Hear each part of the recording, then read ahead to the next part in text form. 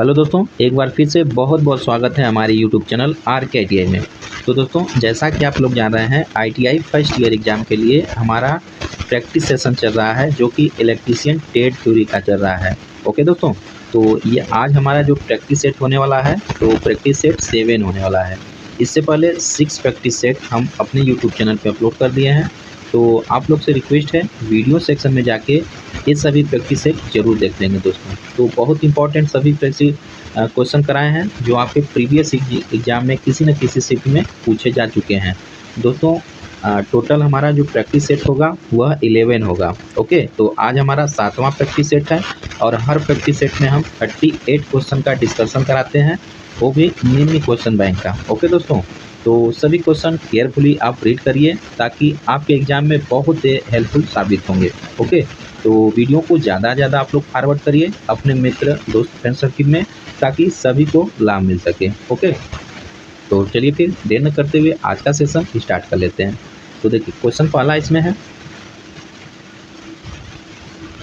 इस तार जोड़ का नाम क्या है। दोस्तों, ये फिगर में दिखाया गया है, इस तार जोड़ का नाम क्या है। ओके, तो याद रखेंगे, इसको हम कहते हैं नॉटेज टैप ज्वाइंट, नॉटेज टैप ज्वाइंट कहते हैं। ओके, तो राइट आंसर क्या हो जाएगा, ऑप्शन बी सही हो जाएगा। क्वेश्चन नंबर 2 है, गैल्वेनाइज्ड लोहे के लिए किस प्रकार के सोल्डरिंग फ्लक्स का उपयोग किया जाता है। दोस्तों, जो गैल्वेनाइज्ड आयरन है, तो उसके लिए किस तरह के सोल्डरिंग जो फ्लक्स होते हैं, ठीक है, फ्लक्स क्या होते हैं, ऑक्सीडेशन को रिमूव करते हैं। तो कौन से फ्लक्स गैल्वेनाइज्ड लोहे में प्रयोग किया जाता है। तो याद रखेंगे दोस्तों, हमारा जो हाइड्रोक्लोरिक एसिड होता है वह गैल्वेनाइज्ड आयरन में प्रयोग किया जाता है। ओके, तो इस प्रश्न का राइट आंसर क्या हो जाएगा, ऑप्शन डी सही हो जाएगा। क्वेश्चन नंबर 3 होगा, भूमिगत केबल में सर्विंग परत का क्या उपयोग है। तो मोस्ट इंपॉर्टेंट क्वेश्चन है दोस्तों। तो हम केबल से रिलेटेड क्वेश्चन प्रीवियस जो प्रैक्टिस सेट है उसमें बताए हुए हैं। जो सर्विंग होता है, तो इसका जो ट्रिक होता है SIM boss. Okay, SIM boss, SIM, SIM BAS होता है। तो C से कंडक्टर होता है, I से इंसुलेटर, M से मेटेलिक सीट, B से बेडिंग और A से आर्मरिंग और S से सर्विंग। दोस्तों, जो सर्विंग होता है वह आर्मरिंग का क्या करता है, प्रोटेक्शन करता है। ओके, तो आर्मरिंग का प्रोटेक्शन करता है और इसका क्या प्रयोग होता है, और जो एटमॉस्फेरिक जो स्थिति होती है उससे बचाता है। ओके, तो याद रखेंगे, जो सर्विंग का कार्य होता है protect armouring from atmospheric condition. ठीक है, आर्मरिंग को वायुमंडलीय स्थिति से बचाना होता है, किसका, सर्विंग का कार्य। ओके, तो याद रखेंगे, इस प्रश्न का राइट आंसर ऑप्शन डी सही हो जाएगा। क्वेश्चन नंबर 4 है, कुचालक प्रतिरोध की इकाई क्या होती है। दोस्तों, जो कुचालक प्रतिरोध होता है इसकी इकाई पूछा है, तो इम्पोर्टेंट प्रश्न है। जो कुचालक प्रतिरोध होता है उसकी इकाई याद रखेंगे मेगा ओम में होती है। ओके, मेगा ओम में।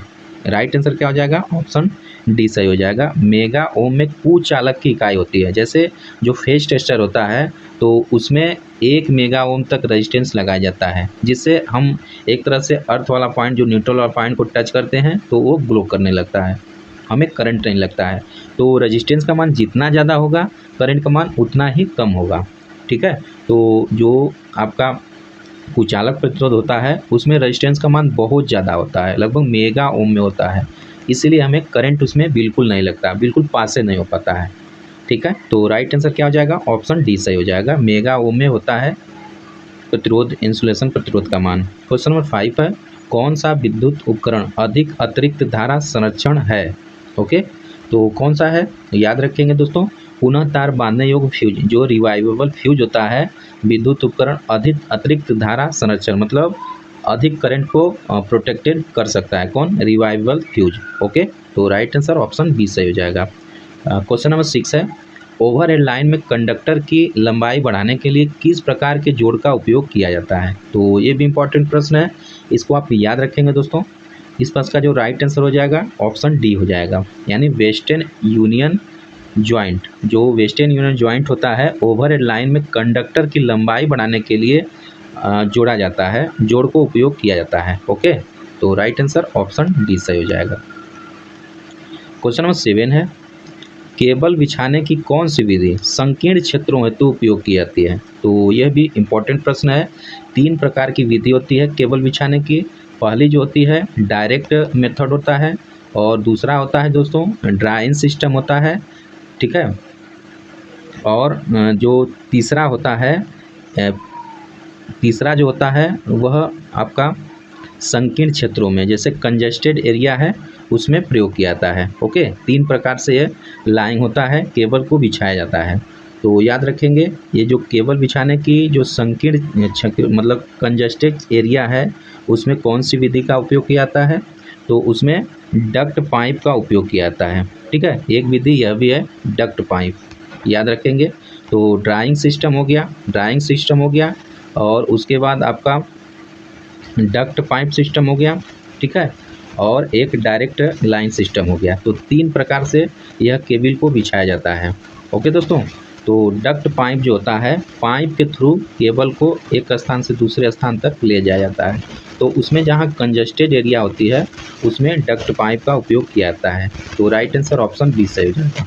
क्वेश्चन नंबर 8 है, भूमिगत केबल में कौन सा भाग धात्विक कवच को शरण से बचाता है? तो मोस्ट ऑफ इम्पॉर्टेंट प्रश्न है दोस्तों। जो केबल वायरिंग है, केबल जो है ये इलेक्ट्रिकल केबल तो बहुत इम्पॉर्टेंट है। जो अंडरग्राउंड केबल में है धात्विक जो मेटेलिक कवच होता है, तो क्षरण से कौन से बचाता है? सर्विंग, बेडिंग या आर्मरिंग या लेड सीट को। तो देख लेते हैं जो धात्विक वाला भाग होता है क्या होता है। देखिए सिम्बास SIMBAS, तो C से कंडक्टर हो गया, I से इंसुलेटर हो गया, M से मेटेलिक सीट हो गया और B से बेडिंग हो गया। ओके, तो भूमिगत केबल में कौन सा धात्विक कवच वो क्षरण से बचाता है? तो दोस्तों धात्विक कवच यानी मेटेलिक सीट है, तो उसके कौन बचाता है? तो बेडिंग बचाता है ना। कौन बचाता है? बेडिंग बचाता है। तो इस प्रश्न का जो राइट आंसर हो जाएगा क्या हो जाएगा? ऑप्शन बी सही हो जाएगा। ओके दोस्तों, जो मेटेलिक सीट होता है उसको बेडिंग बचाता है, ओके, क्षरण से। ऑप्शन बी सही हो जाएगा। क्वेश्चन नंबर 9 है, केबल के PVC कुचालक का क्या होगा यदि अत्यधिक धारा लंबे समय तक बहती रहे? तो ये भी इम्पोर्टेंट प्रश्न है। तो दोस्तों अगर PVC कुचालक का अगर अत्यधिक धारा लंबे समय बहती रहती है तो क्या हो जाता है? कुचालक प्रतिरोध घट जाता है, ठीक है। क्या हो जाएगा? कुचालक प्रतिरोध घट जाएगा। तो इस प्रश्न का राइट आंसर क्या हो जाएगा? राइट आंसर ऑप्शन डी हो जाएगा। लंबे समय तक करंट अगर फ्लो होता रहेगा तो कुचालक प्रतिरोध घट जाएगा, जिससे तार हमारा खराब हो जाएगा। क्वेश्चन नंबर 10 है, ब्रिटानिया टी जोड़ का क्या उपयोग होता है? तो ये भी इम्पोर्टेंट प्रश्न है दोस्तों। ब्रिटानिया टी जोड़ का उपयोग पूछ रहा है। ओके, तो दोस्तों जो ब्रिटानिया टी जोड़ होता है इसका जो मेनली उपयोग करते हैं, कहाँ करते हैं? जो हमारा tapping the service connection from over head line, यानी सिरोपड़ी लाइन से सेवा जुड़ाव हेतु जोड़ना होता है। कौन सा? ब्रिटानिया टी ज्वाइंट का। याद रखेंगे, राइट आंसर ऑप्शन डी हो जाएगा। क्वेश्चन नंबर 11 है, इस जोड़ का क्या नाम है? दोस्तों ये जोड़ दिखाया गया है, इस जोड़ का नाम बताना है। तो याद रखेंगे इसको हम मैरिड जोड़ कहते हैं। ओके, फेमस क्वेश्चन है, याद रखेंगे। ऑप्शन ए सही हो जाएगा। क्वेश्चन नंबर 12 है, इस औजार का क्या नाम है? ये औजार दिखाया गया है, इंपॉर्टेंट प्रश्न है। इस औजार का नाम बताना है, कौन सा औजार है? तो दोस्तों इसको हम क्रिम्पिंग टूल कहते हैं। ओके, तो राइट आंसर ऑप्शन सी सही हो जाएगा। यहाँ देख रहे हैं ये जो धार होता है इससे हम वायर को छील लेते हैं, काटते हैं, सब कुछ काम कर लेते हैं इससे। ओके, तो इसका नाम क्रिम्पिंग टूल है। ऑप्शन सी सही हो जाएगा। क्वेश्चन नंबर 13 है, विस्तार लाइनों के लिए कौन सा कंडक्टर उपयोग होता है? यानी विच कंडक्टर आज use for distribution line. Distribution line से लिए कौन सा कंडक्टर होता है? तो याद रखें दोस्तों, जो बेयर कंडक्टर होता है वह डिस्ट्रीब्यूशन लाइन के लिए उपयोग होता है। ओके, तो राइट आंसर ऑप्शन सी सही हो जाएगा। अगला क्वेश्चन है, क्या होता है यदि वोल्ट मीटर को अमीटर की तरह जोड़ा जाएगा? दोस्तों क्या होगा अगर वोल्ट मीटर को अमीटर की तरह जोड़ा जाएगा? तो देखिए सर्किट में जो वोल्ट मीटर होता है समांतर क्रम में जुड़ा होता है, और दोस्तों सर्किट में जो अमीटर होता है वह श्रेणी क्रम में जुड़ा होता है। तो क्वेश्चन पूछा है क्या होगा अगर वोल्ट मीटर को अमीटर की तरह जोड़ देंगे, यानी वोल्ट मीटर यहाँ न करके यहाँ अमीटर की तरह उसे हम वोल्ट मीटर को अमीटर की जगह हम जोड़ देंगे, यानी श्रेणी में जोड़ देंगे, तो क्या हो जाएगा? तो याद रख लेंगे, लो रीडिंग देने लगेगा। ओके, राइट आंसर क्या हो जाएगा? ऑप्शन ए सही हो जाएगा, रीडिंग लो देने लगेगा।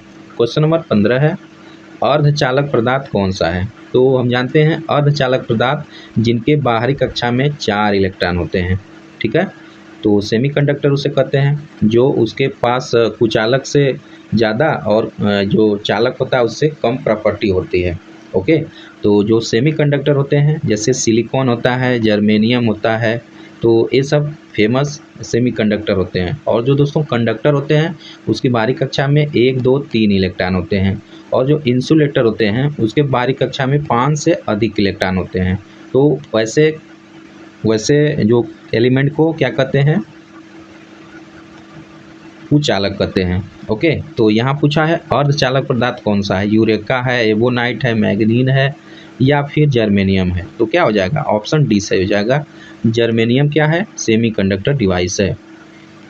16 नंबर का प्रश्न है, नियोन ध्रुवता संकेत का एसी आपूर्ति जाते समय संकेत क्या होता है? तो दोस्तों याद रखेंगे क्या होगा? दोनों इलेक्ट्रोड जलते हैं। ओके, राइट आंसर क्या हो जाएगा? ऑप्शन ए हो जाएगा, दोनों इलेक्ट्रोड जलते हैं।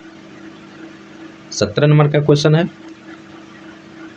100 वाट / 250 वोल्ट रेटेड बल्ब के गर्म प्रतिरोध का मान क्या होगा? दोस्तों यहाँ प्रतिरोध का मान दे दिया है, प्रतिरोध का मान ज्ञात करना है, यानी आर का मान ज्ञात करना है। क्या क्या दिया है? पी का मान दिया है 100 वाट है, और भी का मान दे दिया है कितना? 250 वोल्ट है। ओके, तो पी का 3 फार्मूला होता है, याद रखेंगे। पी बराबर वी आई होता है, बराबर V²/R होता है, बराबर I²R होता है। तो इसमें क्या क्या दिया है? इन तीनों फार्मूला की मदद से हम निकाल लेंगे। कोई एक फार्मूला लगेगा, या तो ए लगेगा, या तो ए लगेगा, या तो ए लगेगा। तो क्वेश्चन के अकॉर्डिंग हम फार्मूले लगाकर निकाल सकते हैं। कैसे? देखिए, पी दे दिया है 100 वाट, और भी दे दिया है कितना? 250 वाट। तो देख सकते हैं पी का मान दिया है और भी का मान दिया है, आर का मान पूछ रहा है, तो कौन सा फार्मूला लगेगा? पी बराबर V²R, ये फार्मूला लग जाएगा। तो आर बराबर क्या हो जाएगा? V²/P हो जाएगा। तो मान रख देंगे, भी का मान 250 है, गुणे 250 क्योंकि स्क्वायर है, और नीचे 100 हो जाएगा। 2 शून्य से 2 शून्य कट जाएगा, क्या बच जाएगा? 225, यानी 25 में 25 का गुणा करेंगे तो 625 आ जाएगा। यानी दोस्तों आर का मान क्या हो जाएगा? 625 ओम आ जाएगा। ओके, तो राइट आंसर क्या हो जाएगा? याद रखेंगे, ऑप्शन डी सही हो जाएगा, यानी 625 ओम आ जाएगा। ओके, हाँ, क्वेश्चन नंबर 18 है, 200 वाट / 240 के 2 लैंप 240 आपूर्ति के श्रेणी में जुड़े हैं, कुल शक्ति ज्ञात कीजिए। दोस्तों जब श्रेणी में जुड़े होते हैं, अगर कुल शक्ति पूछना है तो क्या करेंगे? हम उसको पैरेलल में कर देते हैं पावर को। P बराबर P1 P2/P1 + P2। ओके, ऐसे कर देते हैं। तो P1 कितना है? 200 है, 200 वाट है, और P2 भी कितना है? 200 वाट है। तो फार्मूले में मान रख देंगे, फार्मूला होता है P बराबर P1 P2 बटा के P1 + P2। तो P1 200 है, गुणे P2 भी 200 है, और P1 + P2 जब जोड़ेंगे तो 400 हो जाएगा। 0 0 से कट जाएगा, 2 दूनी 4, 2 दूनी 4 कट जाएगा, कितना आ जाएगा? 100 वाट आ जाएगा। यानी दोस्तों P का मान कितना आ जाएगा? 100 वाट आ जाएगा। ओके, तो इस प्रकार का अगर क्वेश्चन मिल जाए तो अगर श्रेणी में है तो क्या कर देंगे? पैरेलल वाला फार्मूला लगा देंगे।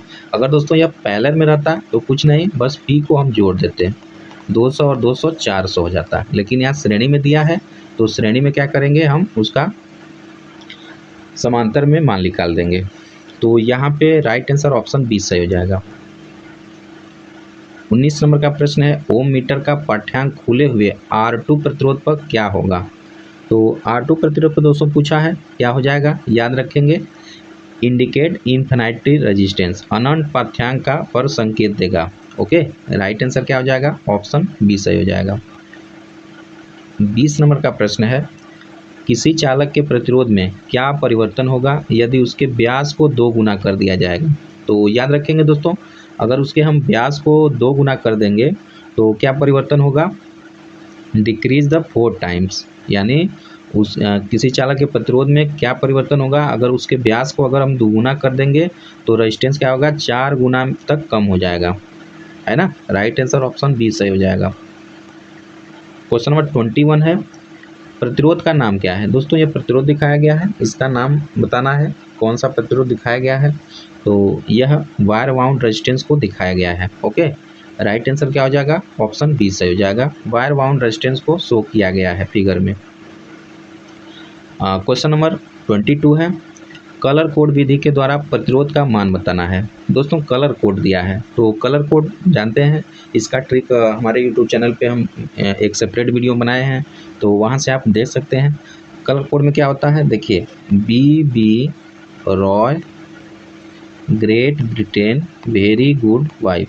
तो अलग अलग होता है, बी से ब्लैक हो जाता है, बी से ब्राउन हो जाता है, आर से रेड होता है, ओ से ऑरेंज होता है, वाई से येलो होता है, ग्रीन, जी से ग्रीन होता है, बी से ब्लू होता है, बी से वायलेंट होता है, जी से ग्रे होता है, डब्ल्यू से वाइट हो जाता है। ओके दोस्तों, तो यहाँ पे पहला क्या दिया है, रेड दिया है, ठीक है, पहला क्या दिया है, रेड दिया है।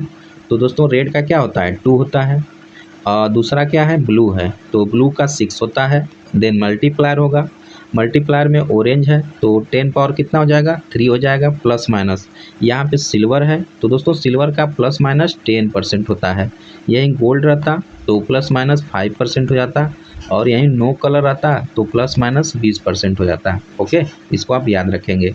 तो यहाँ पे जो कोड जो कलर दिया है, इस अकॉर्डिंग ऑप्शन आपका बी सही हो जाएगा, यानी 26 गुणे 10 यहाँ रहेगा, प्लस माइनस 10% हो जाएगा। ओके, तो राइट आंसर क्या हो जाएगा, ऑप्शन बी सही हो जाएगा। क्वेश्चन नंबर 23 है, व्हीटस्टोन ब्रिज की संतुलन की अवस्था में अज्ञात प्रतिरोध RDC। दोस्तों RDC यहाँ पे है, RDC का मान ज्ञात करना है, जबकि PAB 500 दे दिया है, QBC 300 ओम दे दिया है, SAO 15 ओम दे दिया है। ओके, तो कहीं भी 3 अगर अवस्थाएं दे दी है, चौथा पूछ रहा है व्हीटस्टोन ब्रिज में, यानी कि यह संतुलन है। ओके, यह संतुलन है, तो जब संतुलन में है तो तिर्यक गुणा हम कर देते हैं, ठीक है दोस्तों, तिर्यक गुणा कर देते हैं और एक मान को निकाल लेते हैं, जैसे PAB गुणे RDC हो जाएगा, बराबर इधर करेंगे गुणा तो क्या हो जाएगा, SAO इंटू QBC हो जाएगा, QBC हो जाएगा, ठीक है। तो PAB कितना दिया है, PAB आप देख सकते हैं, PAB का मान 500 है, गुणे RDC का मान ज्ञात करना है। आगे है SAO का मान 15 है, और QBC का मान 300 है, ठीक है दोस्तों। तो यह RDC बराबर हो जाएगा, सेम रहेगा, 500 नीचे चला आएगा, 2 शून्य से 2 शून्य कट जाएगा, 5 3 15 हो जाएगा, और 3 तिली के 9, यानी RDC बराबर कितना हो जाएगा, 9 ओम आ जाएगा। ओके दोस्तों, तो राइट आंसर क्या हो जाएगा, ऑप्शन बी सही हो जाएगा, 9 ओम आ जाएगा RDC का मान, ठीक है। तो इस प्रकार आप निकाल लीजिएगा। क्वेश्चन नंबर 24 है, ओम के नियम से संबंधित विद्युत राशियाँ कौन सी है। तो ओम के नियम में V बराबर IR है। ओके, तो यही जिसमें आपको मिलेगा आंसर हो जाएगा। तो आप देखेंगे ऑप्शन नंबर 3 में करंट दिया है, वोल्टेज दिया है, रेजिस्टेंस, तो तीनों राशियां होती हैं। बाकी बी में देखेंगे करंट, वोल्टेज, रेजिस्टेंस नहीं होता है, करंट, रेजिस्टेंस, पावर नहीं होता है। ओके, रेजिस्टिविटी दिया है, नहीं होगा, और चौथा भी नहीं होगा, यानी आपका राइट आंसर क्या हो जाएगा, ऑप्शन सी सही हो जाएगा। I दिया है, V दिया है और R दिया है, यही ओम के नियम में तीनों डिजिट होते हैं, ठीक है।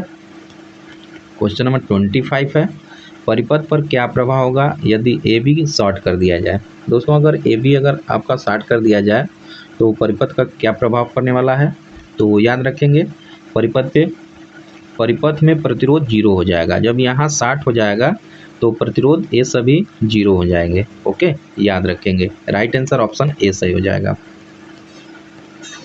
क्वेश्चन नंबर 26 है, विद्युत मात्रा का सूत्र क्या है? ठीक है, यानी what is the formula of quantity of electricity, यानी क्यू पूछा है दोस्तों। क्यू बराबर क्या होता है? तो क्यू बराबर आई इंटू टी होता है, याद रखेंगे, यानी करंट और समय होता है। तो पहला ही ऑप्शन सही दिया है, यानी क्यू बराबर आई टी, आई करंट है, टी समय है, धारा गुणे समय के बराबर क्यू होता है क्वांटिटी ऑफ इलेक्ट्रिसिटी, यानी आवेश भी होता है। ऑप्शन ए सही हो जाएगा। क्वेश्चन नंबर 27 है, चालकता की इकाई क्या है? तो इम्पॉर्टेंट प्रश्न है दोस्तों, कंडक्टेंस पूछा है। तो कंडक्टेंस की इकाई क्या होता है? याद रखेंगे, महो होता है। ओके, एडमिटेंस जो होता है उसकी इकाई भी महो होती है। एक होता है ससेप्टेंस, इसकी इकाई भी महो होती है। ओके, तो याद रखेंगे। तो दोस्तों कंडक्टेंस होता है वह रेसिप्रोकल ऑफ रेजिस्टेंस के होता है, उसी तरह एडमिटेंस जो होता है वह रेसिप्रोकल ऑफ इम्पीडेंस के होता है, और जो ससेप्टेंस होता है वह एडमिटेंस ऑफ किसके होता है? रिएक्टेंस के होता है। ठीक है, तो तीनों का जो मात्रक होता है महो होता है। ऑप्शन ए सही हो जाएगा। क्वेश्चन नंबर 28 है, ओम प्रति डिग्री सेंटीग्रेड में प्रतिरोध में परिवर्तन को कैसे, कौन सा परिभाषित करता है? तो याद रखेंगे दोस्तों, इस पर का जो राइट आंसर हो जाएगा ऑप्शन डी सही हो जाएगा। यानी टेम्परेचर जो कोफिशिएंट होता है वह ओम प्रति डिग्री सेंटीग्रेड में प्रतिरोध में परिवर्तन को दर्शाता है। ओके, तो राइट आंसर क्या हो जाएगा? ऑप्शन डी हो जाएगा। होता है ना, पर डिग्री सेंटीग्रेड होता है, जो टेम्परेचर कोफिशिएंट होता है अल्फा से डिनोट करते हैं। क्वेश्चन नंबर 29 है, श्रेणी परिपथ का क्या उपयोग होता है? तो याद रखेंगे दोस्तों, जो श्रेणी परिपथ होता है उसका उपयोग क्या होता है? श्रेणी परिपथ का क्या उपयोग होता है? तो फ्यूज इन सर्किट, यानी परिपथ में फ्यूज होता है। Okay, right answer option A सही हो जाएगा। आगे है क्वेश्चन नंबर 30 है, 1 ओम से 100 किलो ओम तक मापन हेतु कौन सी विधि का उपयोग किया जाता है? तो वेरी इंपॉर्टेंट प्रश्न है, याद रखेंगे, व्हीटस्टोन ब्रिज मेथड का प्रयोग किया जाता है 1 ओम से 100 किलो ओम तक। ठीक है, याद रखेंगे, राइट आंसर ऑप्शन सी सही हो जाएगा। क्वेश्चन नंबर 31 है, कौन सी विद्युत राशि चालक में ऊष्मा उत्पन्न को प्रभावित करती है? दोस्तों कौन सी विद्युत राशि जो होती है चालक में ऊष्मा उत्पन्न को प्रभावित करती है? तो इस पर का राइट आंसर क्या हो जाएगा? ऑप्शन बी हो जाएगा। धारा का वर्ग जो होता है ऊष्मा उत्पन्न को प्रभावित करते होता है ना, H बराबर I/RT। तो धारा का जो वर्ग होता है वह ऊष्मा उत्पन्न को प्रभावित करती है। राइट आंसर ऑप्शन बी सही हो जाएगा। क्वेश्चन नंबर 32 है, चालक के प्रतिरोध के मान में क्या परिवर्तन होगा अगर इसका अनुप्रस्थ काट क्षेत्रफल 2 गुना हो जाता है? देखिए, लॉ ऑफ रेजिस्टेंस होता है R बराबर रो L/A। ओके दोस्तों, तो जहां R इनवर्सली प्रोपोर्शनल A के होता है। ओके दोस्तों, तो यहाँ पे जो R हो जाएगा इनवर्सली प्रोपोर्शनल A हो जाएगा। तो वही पूछा है कि प्रतिरोध के मान में क्या परिवर्तन होगा अगर इसका अनुप्रस्थ काट क्षेत्रफल 2 गुना, अगर इसको हम 2 गुना कर देंगे तो ये क्या हो जाएगा? आधा हो जाएगा। ओके दोस्तों, तो यानी इस प्रश्न का जो राइट आंसर हो जाएगा क्या हो जाएगा? Decrease 2 times. Okay, decrease 2 times. जैसे आर हमारा ए है, 2 गुना ये बढ़ जाएगा तो 2 गुना यह घट जाएगा, इसलिए डिक्रीज इन 2 टाइम्स हो जाएगा। राइट आंसर ऑप्शन बी सही हो जाएगा। क्वेश्चन नंबर 33 है, लाइट डिपेंडेंट रजिस्टर का प्रतिरोध क्या होगा यदि प्रकाश की तीव्रता बढ़ा दी जाए? ओके, तो दोस्तों जो प्रकाश की जो तीव्रता होती है अगर हम बढ़ा देंगे तो LDR का क्या हो जाएगा? ऑप्शन बी सही हो जाएगा।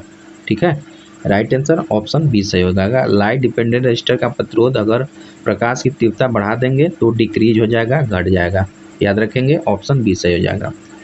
क्वेश्चन नंबर 34 है, रेटेड लैंप पे गर्म प्रतिरोध। तो ऊपर प्रश्न ऐसा मिल गया है 200 वाट है और 250 वोल्ट है। दोस्तों आप सोल्व करके कमेंट बॉक्स में हमें बताइएगा इसका आंसर क्या आएगा। फार्मूला आप लगा दीजिएगा P बराबर V²/R। तो R ज्ञात करना है, लगा के हमें कमेंट बॉक्स में ज़रूर बताइएगा इसका आंसर क्या आएगा। ठीक है दोस्तों। क्वेश्चन नंबर 35 है, ताम्र चालक का विशिष्ट प्रतिरोध मान क्या होता है? तो आप इसको याद रखेंगे, विशिष्ट जो प्रतिरोध मान होता है 1.72 माइक्रो ओम पर CM क्यू होता है। Okay, right answer option C सही हो जाएगा। क्वेश्चन नंबर 36 है, एक संधारित्र का धारिता मान क्या होगा यदि 35 वोल्ट के लिए 0.5 कूलाम आवेश की आवश्यकता होती है। तो धारिता Q बराबर क्या होता है, सी भी होता है, या C बराबर Q/B हो जाएगा। तो दोस्तों यहाँ पे Q दे दिया है 0.5 दे दिया है और B कितना है 35 है। ओके, तो कितना हो जाएगा जब इसे सॉल्व करेंगे, तो जब इसे सॉल्व करेंगे दोस्तों तो कितना आएगा 0.014 फैराड आ जाएगा। ठीक है, सोल्व कर लेंगे, राइट आंसर ऑप्शन ए हो जाएगा, 0.014 फैराड हो जाएगा। ओके, तो इसका फार्मूला होता है, आप लगा देंगे, Q बराबर सी भी होता है, तो सी पूछा है तो इसलिए Q/B हो जाएगा, मान पुट करके और आंसर ला देंगे, ऑप्शन ए सही हो जाएगा। ठीक है, क्वेश्चन नंबर 37 है, संधारित्र के मान को कैसे कम किया जा सकता है। ओके दोस्तों, तो C बराबर होता है A/0/D, याद रखेंगे फार्मूला को। तो संधारित्र के मान को कैसे कम कर सकते हैं दोस्तों, तो देखिए, तो इस पर का जो राइट आंसर हो जाएगा ऑप्शन क्या हो जाएगा, सी सही हो जाएगा। यानी प्लेट के मध्य की दूरी को बढ़ाकर संधारित्र के मान को कम कर देते हैं। कैसे, देखिए, C बराबर A/0/D होता है, तो प्लेट के मध्य की दूरी जब बढ़ा देंगे तो कैपेसिटर क्या हो जाएगा, कम हो जाएगा। ओके, कैपेसिटर का मान कम हो जाएगा, तो राइट आंसर क्या हो जाएगा, ऑप्शन सी सही हो जाएगा। ठीक है दोस्तों, क्वेश्चन नंबर 38 है और आज का लास्ट क्वेश्चन है, कौन सा कारक विद्युत चुंबक की ध्रुवता को प्रभावित करता है। तो कौन सा कारक होता है, याद रखेंगे, डायरेक्शन ऑफ करंट, जो धारा की दिशा होती है दोस्तों वह ध्रुवता को प्रभावित करते हैं। तो चुंबक में हम जानते हैं दो ध्रुव होते हैं, एक N पोल होता है, एक S पोल होता है। तो चुंबक का यह प्रॉपर्टीज होता है कि हमेशा नॉर्थ पोल से निकलता है। तो दोस्तों चुंबक का यह प्रॉपर्टीज होता है कि हमेशा नॉर्थ पोल से निकलता है और साउथ पोल में इंटर करता है। ओके, नॉर्थ से निकलता है, साउथ पोल में इंटर करता है और इसके अंदर साउथ से इंटर की तरफ जाता है। ठीक है, तो यह जो होता है, जो फैक्टर होता है, किसको अफेक्ट करता है, तो डायरेक्शन ऑफ करंट को इफेक्ट करता है। ओके दोस्तों, तो इस पर इसका राइट आंसर क्या हो जाएगा, ऑप्शन बी बिल्कुल सही हो जाएगा। तो ओके दोस्तों, तो ये रहा हमारा टोटल 38 क्वेश्चन का प्रैक्टिस, जो कि इस वीडियो में हम कंप्लीट करा दिए हैं। तो वीडियो आपको कैसा लगा कमेंट बॉक्स में हमें ज़रूर बताइएगा। ठीक है दोस्तों, और वीडियो को ज़्यादा ज़्यादा शेयर कर दीजिए सारे ग्रुप में, ताकि सभी को लाभ मिल सके, अच्छा एग्ज़ाम में नंबर पा सके, क्रैक कर सके एग्ज़ाम को। तो मिलते हैं अगले प्रैक्टिस सेशन में, तब तक के लिए पढ़ते रहिए, मस्त रहिए। जय हिंद, जय भारत।